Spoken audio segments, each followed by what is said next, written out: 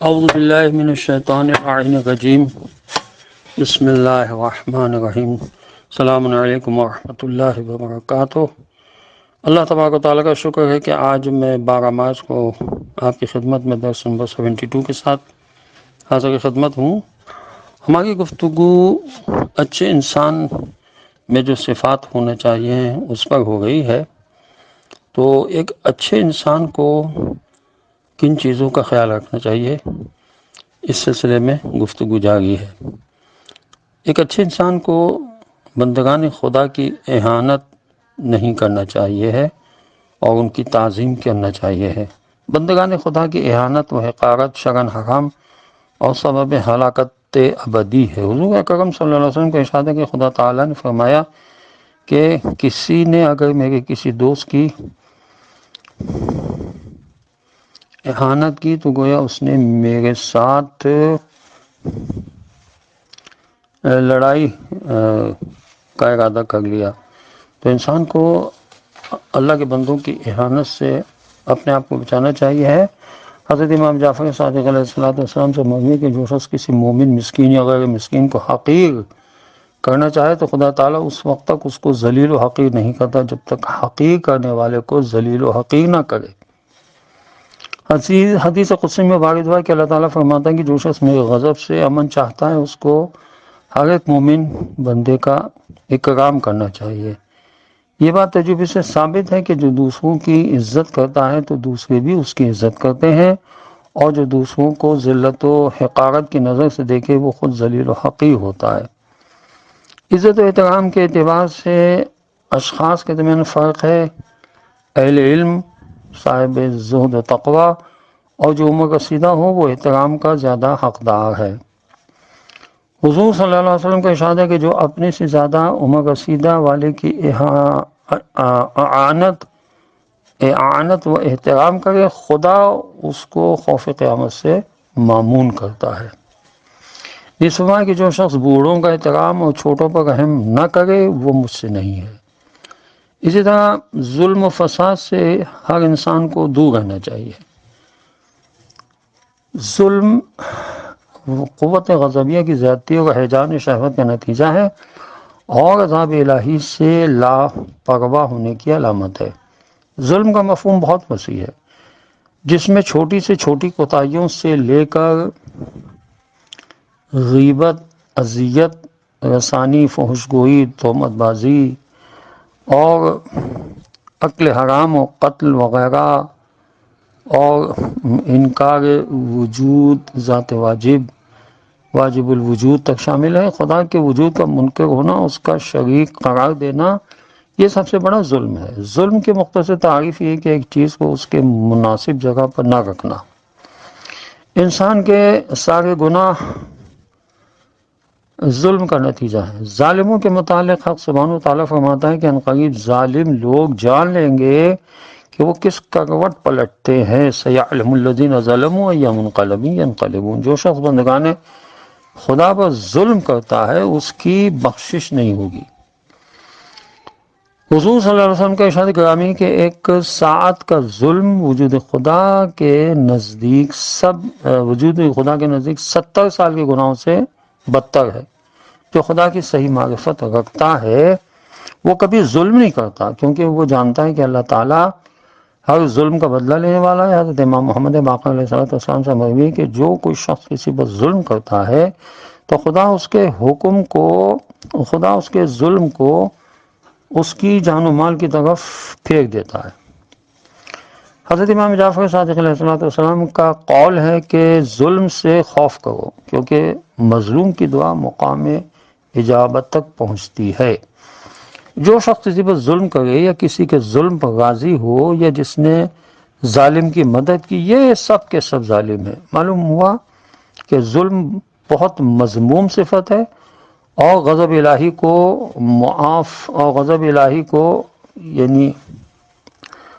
غضب الہی کو اپنی طرف مدعو کرنے کی یہ ایک حرکت ہے۔ تو ظلم کی ضد جو ہے وہ عدالت ہے، جس کی بزرگی بیان کی گئی ہے کہ مومن کے لیے سزاوار ہے کہ ظلم سے بچے اور صفت عدالت سے اپنے آپ کو متصف کرے تاکہ ایمان کامل ہو، خدا اس سے راضی ہو اور مخلوق خدا اس سے مامون رہے۔ عدالت اللہ تعالیٰ کی خوشنودی کے حصول اور اس کے غضب سے بچنے کا ذریعہ ہے۔ اس صفت نیک سے آدمی کی نیک شہرت پھیل جاتی ہے، صاحب عدالت کی عزت و وقار میں اضافہ ہوتا ہے۔ عدالت میں چند امور کی رعایت لازم ہے۔ خدا کے فضل و کرم کا وہ طالب رہے اور امر حق کو بقدر امکان بجا لائے، ارتکاب ظلم کے تمام راستوں کو مسدود کر دے، اجتماعی امور کو کسی عادل شخص کے ہاتھ میں دے اور مظلوم کی داد رسی کرے، ظلم کو نفرت کی نظر سے دیکھے، اگر ممکن ہو تو اس سے مظلوم کا بدلہ لے، دفع ظلم کے لیے ہر ممکن سعی کرے جہاں تک وہ کر سکتا ہو۔ اسی طرح حضرت امام جعفر صادق علیہ السلام سے مروی ہے کہ جو شخص کسی مومن، مسکین یا غیر مسکین کو حقیر کرنا چاہے تو خدا تعالیٰ اس وقت تک اس کو ذلیل و حقیر نہیں کرتا جب تک حقیر کرنے والے کو ذلیل و حقیر نہ کرے۔ حدیث قدسی میں وارد ہوا ہے کہ اللہ تعالیٰ فرماتا ہے کہ جو شخص میرے غضب سے امن چاہتا ہے اس کو ہر ایک مومن بندے کا اکرام کرنا چاہیے۔ یہ بات تجربے سے ثابت ہے کہ جو دوسروں کی عزت کرتا ہے تو دوسرے بھی اس کی عزت کرتے ہیں، اور جو دوسروں کو ذلت و حقارت کی نظر سے دیکھتا ہے وہ خود ذلیل و خوار ہوتا ہے۔ عزت و احترام کے اعتبار سے اشخاص کے درمیان فرق ہے۔ اہل علم، صاحب زہد و تقویٰ اور جو عمر رسیدہ ہو وہ احترام کا زیادہ حقدار ہے۔ حضور صلی اللہ علیہ وسلم کا ارشاد ہے کہ جو اپنے سے زیادہ عمر رسیدہ شخص کی اعانت و احترام کرے گا خدا اس کو خوف قیامت سے مامون کرے گا۔ نیز فرمایا کہ جو شخص بڑوں کا احترام اور چھوٹوں پر رحم نہ کرے وہ مجھ سے نہیں ہے۔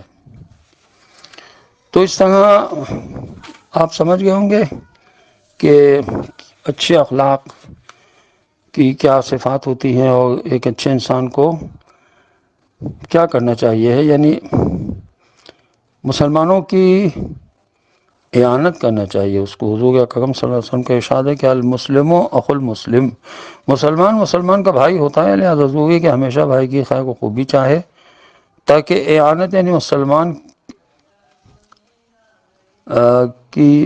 مسلمان سے دوستی نہ رکھنا عداوت و حسد کی وجہ سے ہوگا یا غفلت و ضعف نفس کے سبب ہے تو اس سے پرہیز کرے۔ یعنی بہرحال ایمان کی علامت ہے اور مومن کے لیے ایسی مذمومہ صفات کا حامل ہونا مناسب نہیں ہے۔ ارشاد الہی ہی ہے کہ تعاونوا علی البر والتقوی، یعنی نیکیوں پر پرہیزگاری کے کاموں میں ایک دوسرے کی اعانت کرو۔ ایک مومن بھائی کی خیر و خوبی کے لیے کام کرنے اور اس کی حاجت پوری کرنے سے بڑھ کر اور کوئی چیز بہتر نہیں ہو سکتی ہے۔ حضرت امام محمد باقر علیہ السلام سے مروی ہے کہ جو شخص اپنے برادر مسلم کی اعانت اور حاجت روائی نہ کرے تو وہ شخص ایسے آدمی کی اطاعت میں مبتلا ہوگا جس کی اعانت گناہ ہے۔ حضور نے فرمایا صلی اللہ علیہ وسلم کہ جو شخص اپنے برادر مومن کے پاس کسی حاجت روائی کی غرض سے جائے اور وہ اس پر قادر ہو لیکن اس کی حاجت روائی نہ کرے تو خدا اس کی قبر میں ایک سانپ مسلط کرتا ہے کہ جو اس کو وہ مسلسل ایذا دیتا رہتا ہے۔ اس وجہ کہ جو شخص مسلمانوں کے کام میں کوشش نہ کرے وہ مسلمان نہیں ہے۔ یہ روایت اس بات کی وضاحت کے لیے کافی ہے کہ حتیٰ کہ اعانت کی کتنی مذمت ہے اور اس کا نتیجہ کتنا برا ہے، لہذا مسلمان کے امور میں اعانت کی کوشش اپنے اوپر واجب کر لینا چاہیے ہے کہ ہر اچھے کام میں مدد کرے اور اسی طرح برائی سے روکنے میں بھی اس کی مدد کرے۔ حضور صلی اللہ علیہ وسلم کا ارشاد ہے کہ خدا کے نزدیک محبوب ترین اعمال خوشنودی مومنین ہے، اور اس کی بڑی فضیلت بیان کی گئی ہے کہ کسی مومن کو غم و تکلیف نہ پہنچائے، اور جو شخص بندگان خدا کی غمگینی پر خوش ہو وہ خبیث النفس اور ناپاک فضیلت اور ناپاک طینت ہونے کی دلیل ہے۔ بلا شبہ خدا پرست بندہ ہر کسی کی بھلائی اور خوشنودی ہی چاہتا ہے۔ خداوند عالم کی بارگاہ میں دعا ہے کہ ہمیں جو معصومین علیہ السلام نے نصیحتیں کی ہیں ہم اس پہ عمل کریں اور اپنے آپ کو ایک اچھا انسان اور با کردار انسان بنانے کی کوشش کریں۔ خداوند عالم یہ ہمارے زمانے کے ظہور میں تاجر فرما دے اور ہمیں ان کے اعوان و انصار میں شامل ہونے کی توفیق نصیب ہو۔ وآخر دعوانا ان الحمد للہ رب العالمین وصلی اللہ علی محمد وعلی آلہ الطیبین الطاہرین المعصومین المظلومین۔ السلام علیکم ورحمۃ اللہ وبرکاتہ۔